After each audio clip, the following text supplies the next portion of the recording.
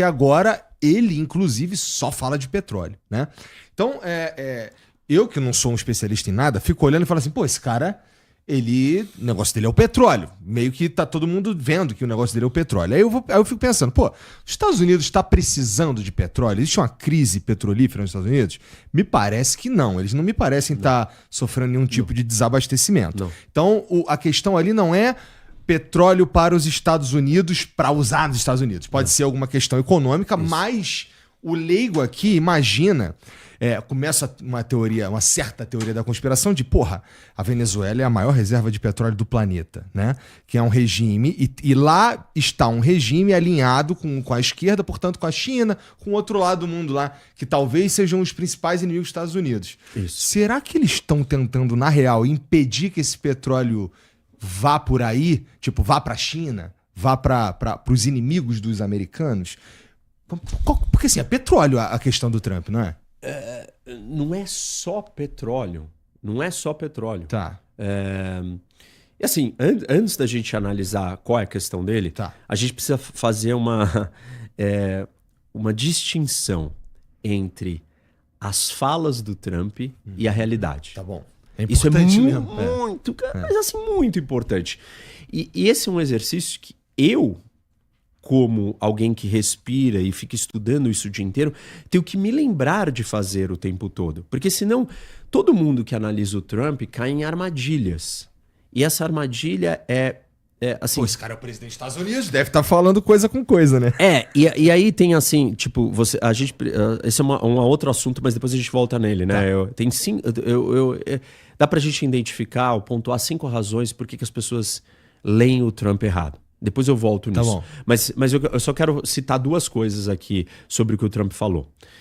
Uma delas os Estados Unidos vai administrar a Venezuela. Essa não é a palavra precisa.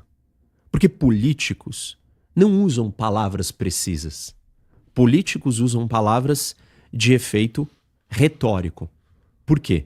O político precisa se comunicar com o maior número de pessoas, da forma mais persuasiva, mais impactante, mais curta, e que todo mundo entenda de um jeito simples e que ele toque na emoção das pessoas.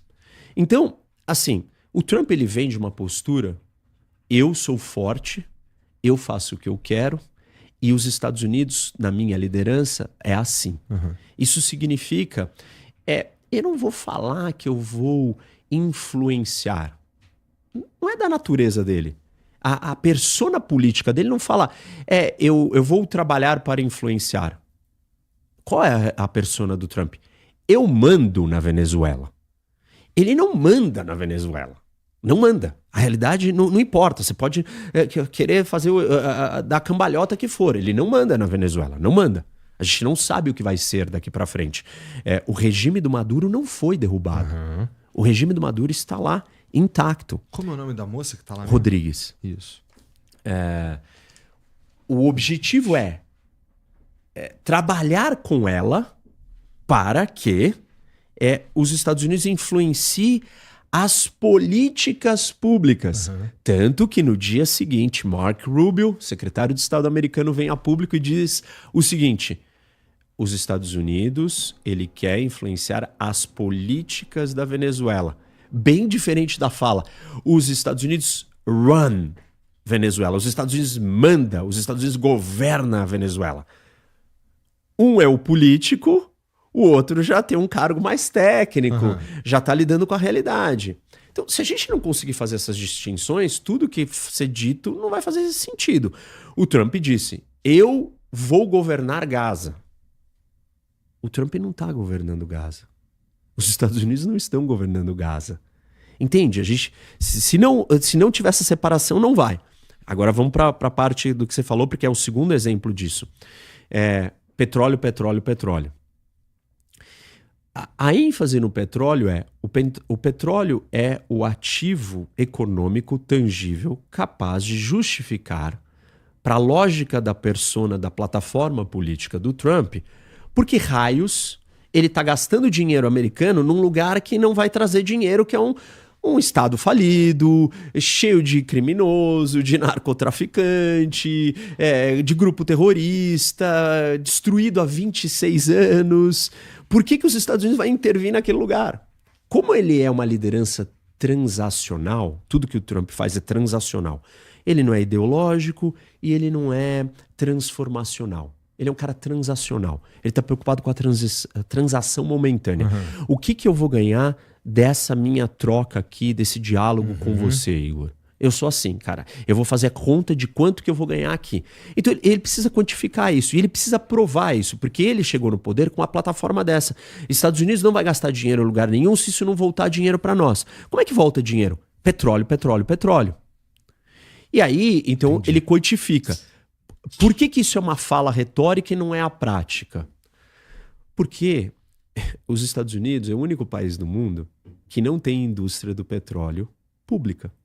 Uhum. Não tem empresa de petróleo nos Estados Unidos nacional, do governo. Se os Estados Unidos falam, nós iremos explorar o petróleo, isso não existe. Os Estados Unidos, o governo americano não explora petróleo. O governo americano não tem Petrobras, não tem China Petroleum, não tem todas as empresas do mundo que têm participação do Estado. Nos Estados Unidos as empresas são privadas. Então, quando o Trump fala isso, ele não tem o poder sobre essas empresas. Ah, ele tem influência?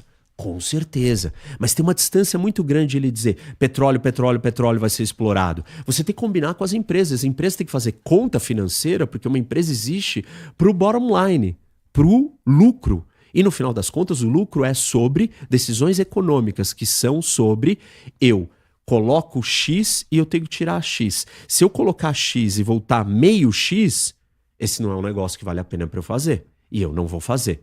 E aí vamos para matemática econômica da exploração do petróleo na Venezuela. Hoje você tem um país vizinho à Venezuela, que é a Guiana, que você tem um petróleo sweet and light, leve e fácil, que é o melhor petróleo que existe. E esse petróleo você consegue retirar na Guiana a um preço muito mais baixo do que você explorar o petróleo da Venezuela, que é sour and heavy, que é o pior tipo de petróleo, que requer mais recursos, porque ele precisa ser processado num processo de refino para poder ser transportado de tão corrosivo, de tão pesado que ele é. E o investimento para você refinar um petróleo, você precisa de refinarias. É um investimento muito mais alto do que você só extrair o petróleo dali e já transportar para outro lugar. O custo de investimento para uma Chevron, para uma ExxonMobil, as empresas de petróleo americana, comparados com investir na Guiana, na Venezuela, não fecha a conta. Já Por exemplo, uma estrutura lá que foi estatizada pela Venezuela. Foi. Né? A Venezuela tem 4 dessas refinarias grandes, 3 estão quebradas, só uma está operacional. Os estudos dizem o seguinte: a Venezuela já chegou a produzir 3,5 milhões de barris de petróleo por dia, no ápice, antes do Chávez chegar no poder. Tá. Aí só caiu. Em 2018, o máximo que ela chegou, voltou a subir, foi 2 milhões de barris. Hoje, está variando entre 900 mil e 1 milhão de barris por dia. Acredita-se que em 1 ano a 2 anos de investimento relativamente mais baixo, na casa de alguns bilhões de dólares, você consiga aumentar 500 mil barris, ou seja, 50% do 1 milhão de hoje, no investimento baixo. Agora, para você chegar nos 2 milhões de 2018 ou nos 3,5 de 1990, aí você precisa de dezenas de bilhões de dólares de investimento, talvez centenas de bilhões de dólares, e um projeto assim de 6, 7, 8, 10 anos. E aí uma empresa, para fazer esse investimento, ela precisa de algumas garantias. Qual é o sistema jurídico que vai ter na Venezuela? Essa concessão foi dada por um governo estável ou no ano seguinte vai ter um golpe militar e o governo que entrar vai expropriar ou nacionalizar os meus ativos que eu botei dinheiro ali de volta, como já aconteceu pelo Chávez e pelo Maduro? É seguro? Eu posso mandar os meus executivos para trabalharem na Venezuela? A Venezuela vai aceitar um contrato onde, caso a gente brigue, a arbitragem vai ser internacional e não na corte venezuelana corrupta? Enfim, tem um milhão de questões que a indústria do petróleo americana vai perguntar. E ela vai ter que botar na conta. Porque ela não vai mandar o diretor dela para morar na Venezuela para ele ser sequestrado ou explodir uma bomba no carro que não é blindado. Isso vai custar 10 vezes mais porque ele vai ter que indenizar a família nos Estados Unidos e ela não vai fazer isso. Então, não é óbvio que o Trump, quando ele fala isso, que ele vai conseguir. Mas ele está fazendo uma fala política, porque ele é um político. Ele está simplesmente só dizendo, não, tem muito recurso, tem muito dinheiro. Os outros motivos, eu não estou descartando que o petróleo não seja um motivo. Tá. Eu estou dizendo que ele não é o único motivo. Os outros motivos talvez sejam até mais importantes do que o petróleo. É que o petróleo tangibiliza o retorno do investimento, do discurso e de toda a plataforma política dele. O petróleo é tangível, o petróleo é uma coisa que a Venezuela tem que pode virar e falar assim, como é que eu vou recuperar o dinheiro das empresas de petróleo que perderam americanas? Como é que eu vou consertar a Venezuela para ela sair de ser um narco-estado para ser um outro? Alguma solução econômica tem que ter. Tu acha que